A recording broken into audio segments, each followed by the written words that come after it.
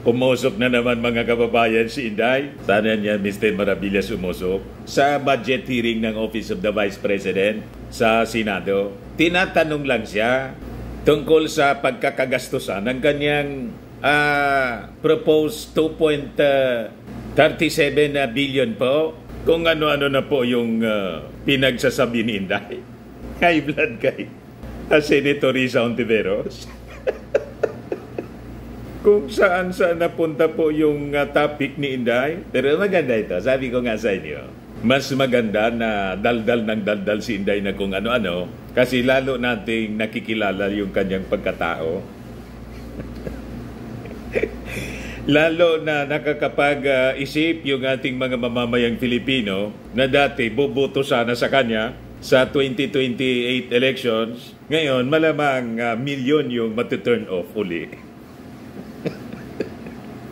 Yung nakapanood nito, i-viral po ninyong i-viral mga Marcos loyalist, yung mga topics natin kay Inday, malamang lalong dumaos-dos.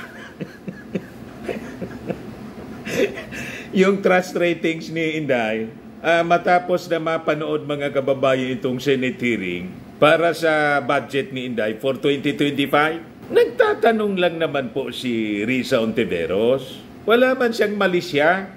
Kung ano-ano na po yung pinagsasabi ni Inday. Sabi nga niyan, dito sa amin, tinamo-tamo. Pati yung pagingi ni Risa Hontiveros during the election, noong panahon, ng support doon sa Davao, na-mention po ni Inday.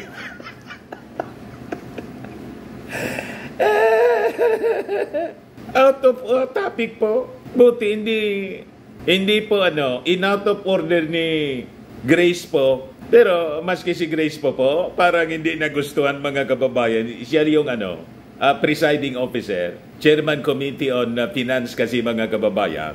Sa Senado, tensyonado po mga kababayan yung budget hearing kanina. And I think tama yung punto ni Risa Hontiveros mga kababayan. Yung mga pinaghihingi na budget ni Inday po at mga programa na ini-implement ng Office of the Vice President tulad ng ating sinabi noong last week, duplication man lang po ng DOH, programa ng DSWD, duplication po.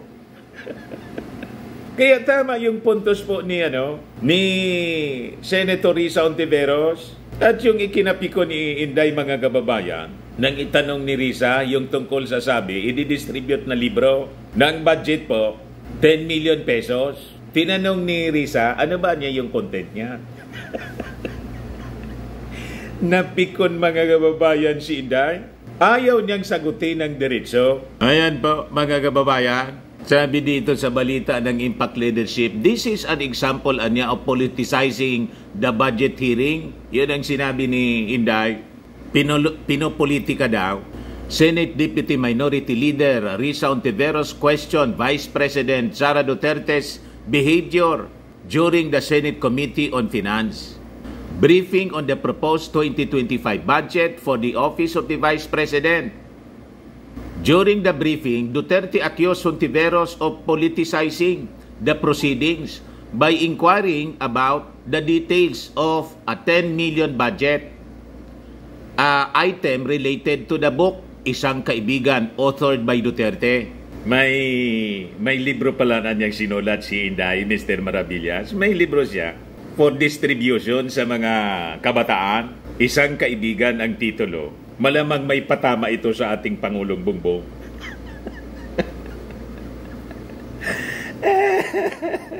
Pagkatapos yung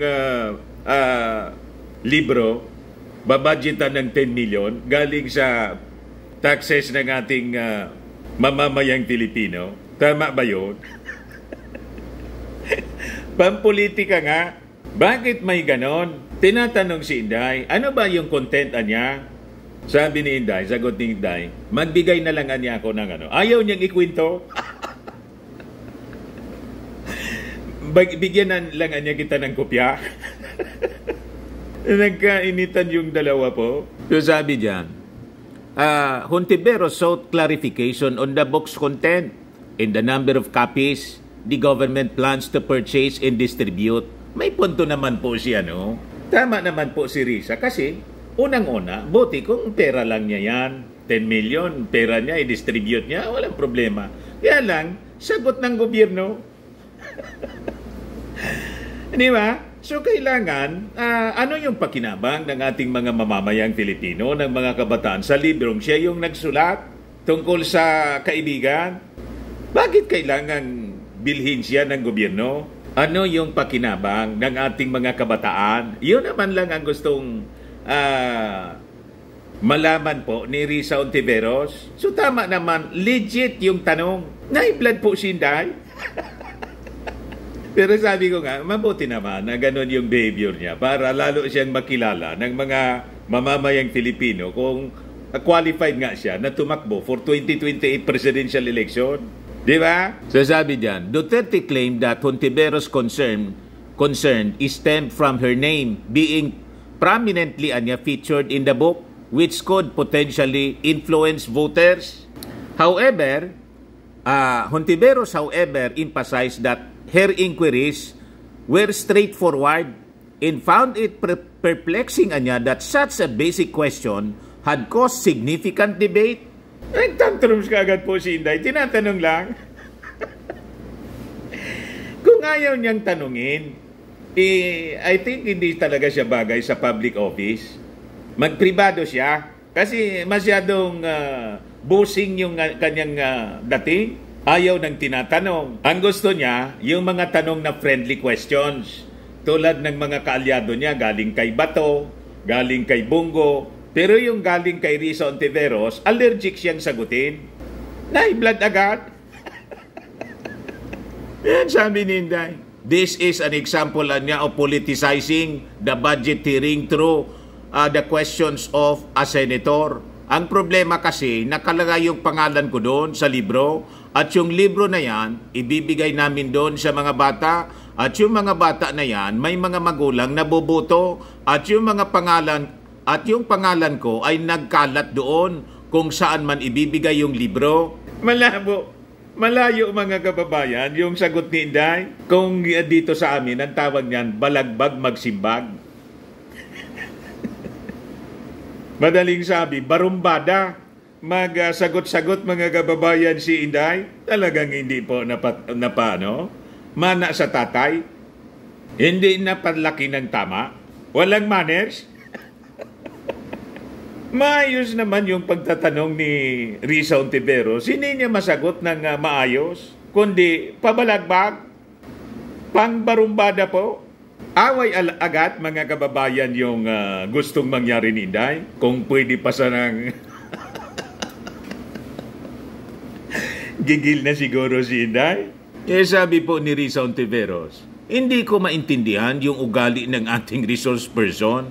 It is a simple question. Paulit-ulit na this is politicizing. Ang BP ang nabanggit ng salitang boboto o nagbanggit niya. Wala akong sinabing boboto. I'm simply asking. Malaman talaga, kahit pakinggan po ninyo, si Inday po is putting words into the mouths of other people. Putting words, harap-harapan, naglalagay siya ng mga salita na hindi man sinasabi ng tao, hindi man sinasabi yun ni Risa. Mamaya i-play ko sa inyo yung sagutan ng dalawa. Wala mang ganun sinabi si Risa. Siya yung nagsasabi ng ganun. Kaya po, pag may narinig kayo na mga kwento ni Inday, huwag kayong maniwala. Kasi, yun imagination niya. Yung iniisip niya na duda, sinasabi niya yon at inaakusan niya doon sa kausap niya. Lalo na po sa ating Pangulong Bongbong Marcos. Kaya magduda na kayo yung mga statement sa press ko ni Inday. Malamang yung nasa isip niya lang yon. Kung sa Bicol po, tinooman man lang niya. Ano yan sa Tagalog na tinoom lang niya? Inisip lang niya yon. Tapos, yung inisip niya, yung duda niya sa isang tao, kahit mali, hindi man totoo, hindi man iniisip, hindi man sinasabi ng kung sino, yon ang inaakusa niya. Yun ang nangyari ngayon po sa Senate hearing. Kaya sabi po ni Risa Ontiveros, hindi ko ma-imagine we're making so much trouble, so much fuss about a 10 million item, 10 million peso item na itinatanong ko lang, simpleng what is the book about? At ilang kopya ang bibilhin ng gobyerno sa halagang 10 million at i-distribute? Yan man lang yung tanong, mga kababayan ni Risa Ontiveros, kung ano-ano na po yung pinagsasabi ni Inday. Wala na sa agenda, wala na sa topic. Tapos ito pa, sabi ni Inday, gusto nyo i-discuss natin yung West Philippine Sea? Vice President Sara Duterte expressed her willingness to discuss issues such as the West Philippine Sea, emphasizing that she does not pretend or sugarcoat her views. Duterte made this comment after Senator Alan Peter Cayetano highlighted the importance of being cordial during the Senate Committee on Finance briefing on the proposed 2025 budget of the Office of the Vice President. Duterte stated that while she is cordial in her dealings, particularly her approach to international diplomatic relations, she remains straightforward in her communication. I am very cordial anya when it comes to international diplomatic relations. Gusto nyo, i-discuss natin yung West Philippine Sea? Ba't hindi kasi ako plastic na tao? Alaman yun sa topic. Budgetary nga. Para sa kanyang iniinging pondo sa Office of the Vice President, napunta doon. Guilty kasi siya, mga kababayan. Kasi pagdating sa West Philippine Sea, no comment. Pero hindi man yun ang topic doon. Kaya hindi man dapat yun, binobrought out ni Inday sa discussion. Out of order. Pakinggan natin, mga kababayan. Panoorin natin kung paano mag-tantrum si Inday. O ito po, published by by Inquirer.net, pero courtesy ng Senate of the Philippines. Live, Senate Committee on Finance. Committee on Finance, Subcommittee A. Ayan po, panoorin natin po. Nakakatawa ito, na nakaka-high blood. Amy, but then she doesn't really. Okay, then Senator Risa is now recognized. She's just catching her breath because she came from two other obligations. One is the Commission on Appointments and another hearing. Thank you. Salamat po, Chair, at magandang hapon po sa lahat, mga kasama ko sa Senado at yung OVP family. Dalawang tanong lang po, Chair, para ngayong araw. Una po, I note that a huge chunk of the OVP's 2025 operations budget, 1.909 billion pesos, will be used for the delivery of socio-economic programs, such as one medical and burial assistance program. This supplements other healthcare programs of the government to assist indigent individuals and families.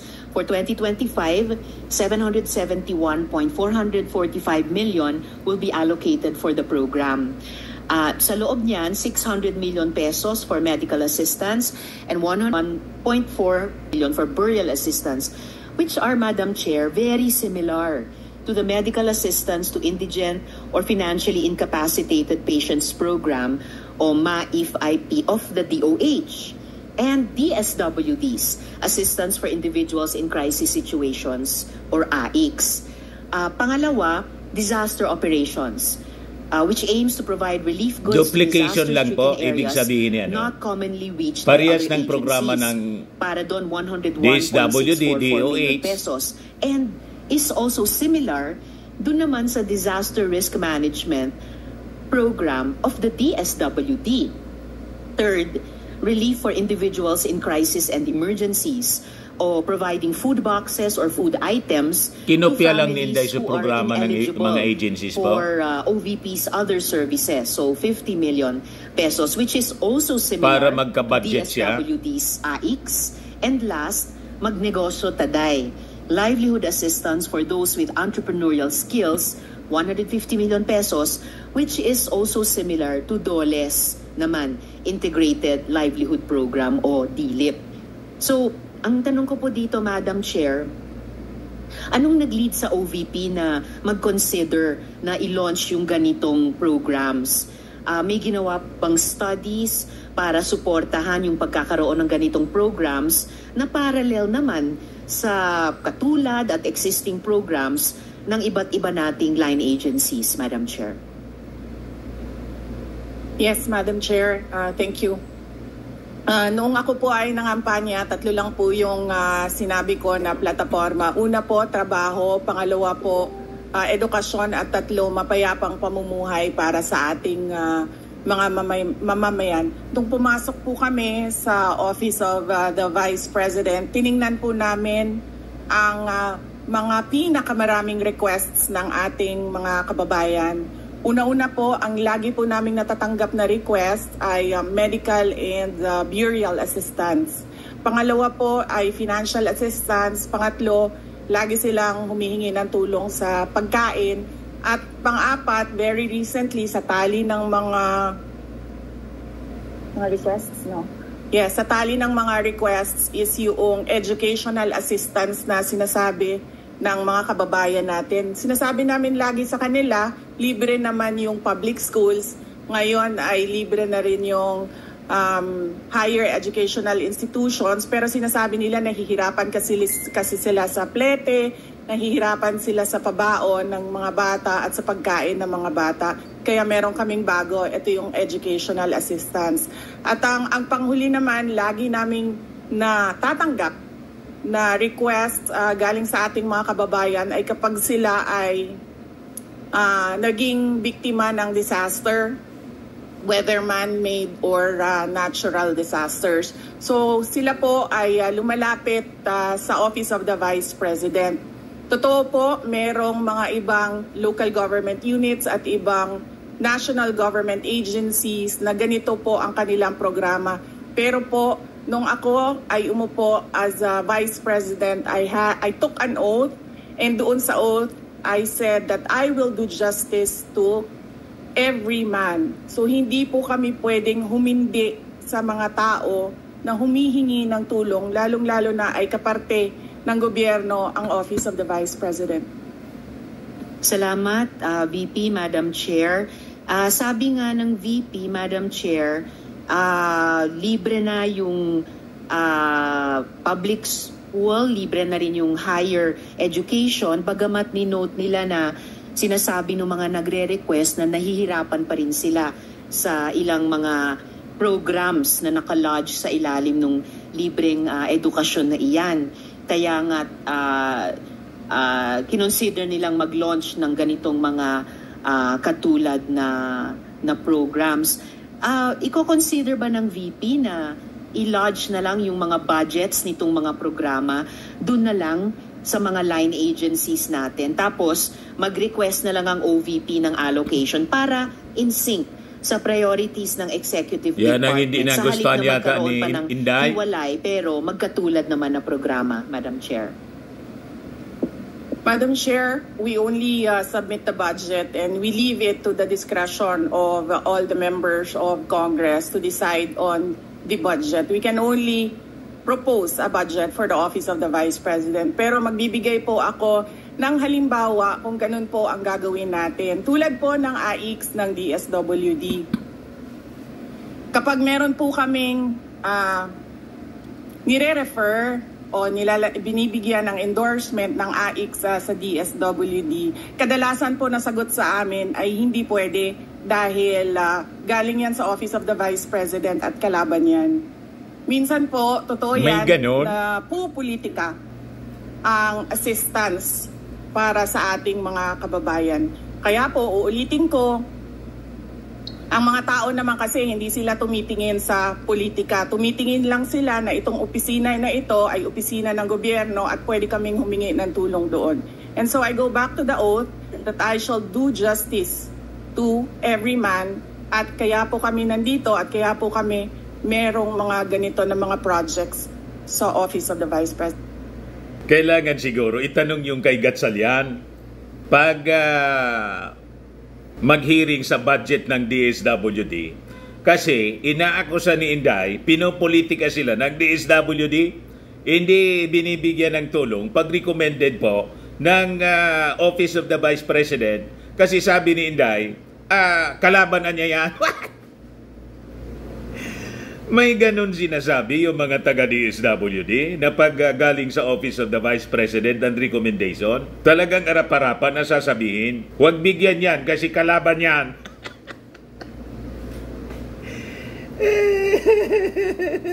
Secretary Rex Gatchalian, sinisiraan yung opisina po ninyo ni Inday. Masama yung sinasabi ni Inday na pinopolitika ninyo. Pagaling sa kanila yung recommendation, hindi ninyo tutulungan kasi sinabi daw kalaban. So kailangan ipaliwanag po ninyo yan kung totoo o baka gawa-gawa lang po ni Inday. Mahilig sila mag-invento ng kwento. Ituloy natin mga kababayan. Salamat VP, Madam Chair. Wini-welcome ko yung sinabi nila na the VP would leave it to the discretion of the members of Congress.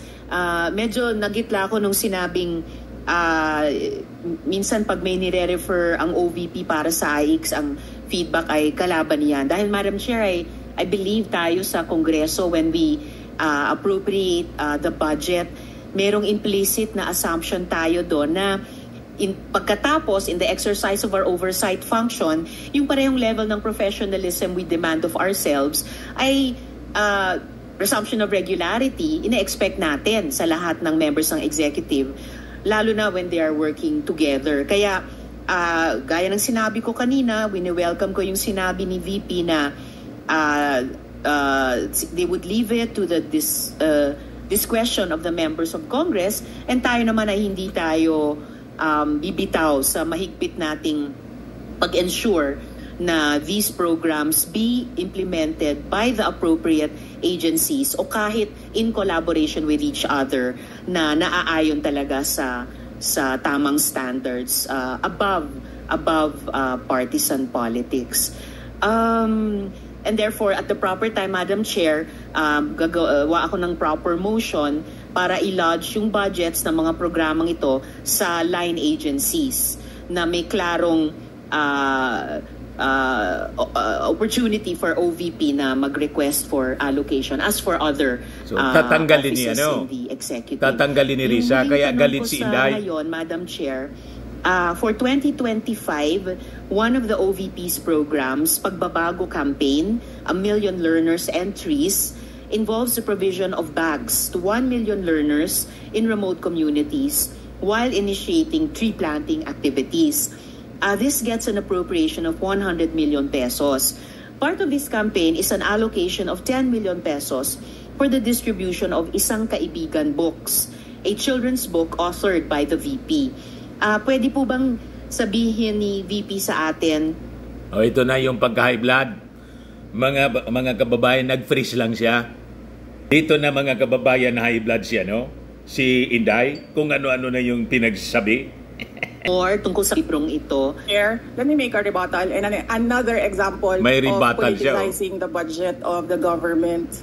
Ito pong sinabi ni Senator Risa Ontiveros na at the proper time she'll make a motion to lodge the budget, the requested budget of the OVP to the other agencies. Let me just quote Senator Risa during the Akbayan Congress. Malayo na yung sinasabi dyan ni Inday. Politika na. Alam ko po na ang daming kalat ni Duterte na hirap tayong linisin. Ang kadiliman noong panahon niya ay talaga namang nanuot sa ating lipunan para mansa na napakahirap tanggalin. Out of topic na po siya. Niya ay may kapangyarihan pa, hindi magiging madali ang ating laban. While VP Sara is in power, the threat of a full-blown Duterte comeback is still a very real and present danger. For one, they are supported by one major superpower, China. So that is an example of politicizing the budget of the government. Malayo na sa topic Madam po. Chair, that Senator Risa Ontiveros repeat the last question. I will certainly, if you request, Madam Chair, repeat my question dahil walang kinalaman sa kasasabi lang ng VP ngayon. Alam nating lahat na miyembro ng iba't ibang partido, yung speeches natin sa ating mga kamiyembro sa mga party congresses ay hiwalay na event dito sa budget debates. So, I really take exception dun sa sinabi ni VP na rebuttal iyan dahil halimbawa ito sa politicizing. In fact, wala akong tinanong tungkol sa China o kahit sino pa mang ibang bansa dito sa budget hearing na to. I am asking about yung national budget na ipapasa natin sa Kongreso para sa bansang Pilipinas sa taong 2025. At ang pangalawang at huling tanong ko sa ngayon, before I make at the proper time propose an amendment which may or may not be accepted by the chair and by the colleagues para nga mas i-align ang mga kaperahan natin, lalo na't masikip ang fiscal space natin dun sa mga appropriate programs sa appropriate agencies na malayang-malaya ang OVP makipag-partner sa kanila tulad ng sino pang opisina sa executive.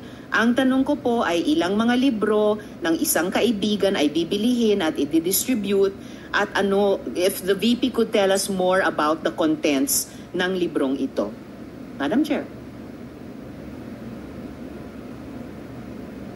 Madam Chair, the book is not for sale. We only pay for the publication of the book. And we will send Senator Antiveros a copy so that she will know what is the content of the book. This question is not only for me, Madam Chair, para rin para sa mga kasama dito sa budget hearing. Baka ilang araw pa bago mapadala at mabasa ko, which I certainly will. But I am asking a question bilang isang mambabatas sa head of agency ng isang opisina sa executive dito sa budget hearing na to. Simpleng tanong. Tell us more about the book, isang kaibigan, at ilang kopya nito ang bibilihin ng gobyerno sa halagang 10 milyong piso at i-distribute sa kasama ng mga bags sa 1 million learners sa remote communities. Madam Chair. Madam Chair, this is an example of politicizing the budget hearing through the questions of the senator. Ang problema niya kasi, nakalagay yung pangalan ko doon sa libro. At yung libro na yan, ibibigay namin doon sa mga bata. At yung mga bata na yan, may mga magulang na boboto. At yung pangalan ko ay nagkalat doon sa kung saan man ibibigay yung libro. Madam Chair, we commit to send tomorrow everyone in this room a copy of the book. Madam Chair, hindi ko maintindihan yung ugali ng ating resource person. It is a simple question. Paulit-ulit na this is politicizing. Ang VP ang nagbanggit ng salitang boboto. Wala akong sinabing boboto. I'm simply asking, hindi ko ma-imagine we're making so much trouble, so much fuss about a 10 million peso item na itinatanong ko lang simpleng, what is the book about? At ilang kopya ang bibilihin ng gobyerno sa halagang 10 milyong piso at i-distribute. I don't appreciate this kind of attitude, Madam Chair. Usually, ang resource persons natin ay nagbibigay ng parehong institutional courtesy sa legislature na ibinibigay natin sa executive. I don't appreciate this kind of attitude. Do you have Madam Chair? Yes, Madam Chair. Hindi ko rin maintindihan ang ugali ni Senator Risa Ontiveros. And I do not appreciate, ano yung sinabi niya? I do not appreciate this kind of behavior and attitude. Madam Chair, hindi naturuan ng good manners talaga. Si Senator Risa Ontiveros na senator, nakailang talo na siya. So, dalawa, Madam Chair. Okay, dalawa. Natatakot siya sa pangatlong talo niya. Out of topic na naman po. Pumunta siya sa Davao. Humingi siya ng tulong. Tinulungan siya ng isang kagawad ng Davao. Malayo sa issue? Hindi na siya sinusuportahan. Humingi siya ng tulong sa akin, thinking na hindi mananalo si President Rodrigo Duterte. Kinausap niya ako ng kinausap doon sa law office ko sa Davao City. Sabi ko sa kanya, o sige, tutulungan kita. Chinika niya ako ng chinika. Tapos umalis siya. Siyempre, hindi naman siya tumutulong kay Pangulong Duterte. Hindi din totoo yung sinabi ko na tutulungan kita. Wala sa agenda po? Pwede ba akong mag-follow up sa hinihingi kong tulong sa boto dyan sa Davao City. So sabi ko sa kanya, okay, sige. So, tinawagan ko at sinabihan ko at pinakiusapan ko si former Congressman Milen Garcia. Sabi ko sa kanya, Kong, tulungan mo ito. Bigyan mo na lang ng ilang barangay mo at ilang mga leaders mo. Ayaw pa siya tulungan ni former Congressman Milen Garcia. Pinakiusapan ko ulit, Kong, please tulungan mo na lang. Nanalo na siya at nung nanalo siya, anong ginawa niya? Siya ang pinakaunang umatake kay President Rodrigo Duterte. Anong tawag sa ugaling ganito? With due respect to our resource persons and also our colleagues, I think this doesn't really. I understand there's history among all of us here, but I think that we should really stick to the budget, and I think this is just being very objective. I would like to ask also, since we're going to be furnished a copy tomorrow, we can look at it and evaluate what the content of the book is. But maybe just a general, we won't ask line by line, ano ba yung libro na yan. But tell me, is it for good manners and right conduct? That's fine. Is it science? Is it history? So maybe just a general one, so we can just answer it. Because I understand that every office will have its own advocacy and initiative. So, but then, I don't think it's also wrong for us to be curious what it is about. So just a general one. Any of the undersecretaries can tell me what the topic of the book is. Is it history? What is it? Madam Chair, the explanation is in the title, Isang Kaibigan. It's about friendship. Okay. Then that's for the record. It's about friendship. Madam Chair, just a last point. Okay. So kung sana ganun yung naging sagot sa simula pa, 'di ba? Napakasimple. Simpleng tanong, dapat simpleng sagot. Nagkwento pa ng kwento na sinabi dati na walang kinalaman sa tanong ko. Just for the record, as a last point, Madam Chair, this is public funds and we're making inquiries about them. Budget hearing po ito. Hindi po lahat about you. Pera po ito ng taong bayan. Okay. For the record, Madam Chair. Thank you, Madam Chair. But I understand the emotion is high. But let's continue on. If you have any more questions, Senator Risa, we will... Those are just my 2 questions, Madam Chair. Maraming salamat po. Thank you. So, nakita na po ninyo, napanood ninyo kung anong klaseng pag-ugali, mga kababayan, si Inday. Nasa sa inyo na kung iboboto ninyo siya pag tumakbo na Pangulo sa 2028 elections. Karapat-dapat ba siya, mga kababayan? Ang isang tulad ni Inday ang pag-uugali. Tama ba? That is for you to decide. Sa mga naghanap ng malinis and spacious fitness gym, pumunta lang po kayo sa aming Colossal Fitness Gym. We also offer Grab Car Rental with our Baranyo 2023 model ng Toyota Innova. We also accept booking for those who are planning to travel via PAL, Cebu Pacific, and other airline companies, local and international, and bills payment for Meralco Bills, PLDT, etc. Ang Colossal Fitness Gym is located at 3rd floor Security Bank Building, Landco Business Park, Legazpi City, Albay. For inquiries, look for Gilon Maravillas, contact number 0966-802-0949. Yan ang aming Innova. Lagi na pong matao sa amin. Pati mga foreigners po, British tourist po sila. Ito mga taga Denmark, ito international. Ito yung bagong product naming binibenta online, iGlow Serum. Whitening po siya, made in South Korea. Tingnan ninyo epekto sa aking anak na architect entrepreneur. Sa mga inquiries ninyo, dumiretso na lang kayo sa kanyang messenger, Riz Maravillas. Ito naman po, Fairmax Firming and Lifting Cream, pinapahid po sa mga pulses in affected area. Mainam po ito sa paninigas ng mga kaso-kasuan, pati mga pains. Ito naman po, Automax Radiant Serum. Sa mukha naman yung application. Anti-aging po siya. You will look 10 years younger than your age. Sa mga cancer patients naman po, baka lang gusto ninyo itong itry. Ningxia Red Mix Fruit Drink. Hindi man po siya gamot, food supplement siya. Kaya lang gawa siya mga kababayan sa goji berry. Yung goji berry may anti-cancer properties. Sa mga inquiries ninyo, dumiretso na lang kayo sa aming messenger sa Facebook. Ayos po, ako po si Dante Maravillas. Bye-bye. God bless.